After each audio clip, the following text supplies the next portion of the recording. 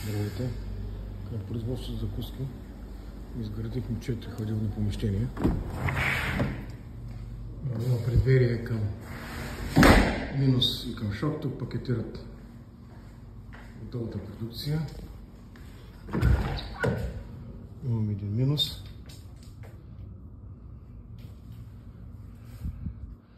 Минус 18.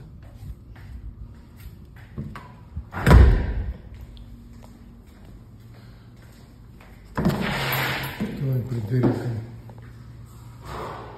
Шокова хладилна камера. Охлаждаемо предверие. Ето го и Шока. Минус 30. Тук е подхода към Шока.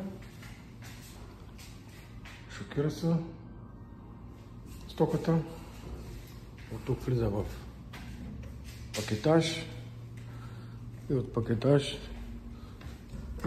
влиза съхранение на минус 18.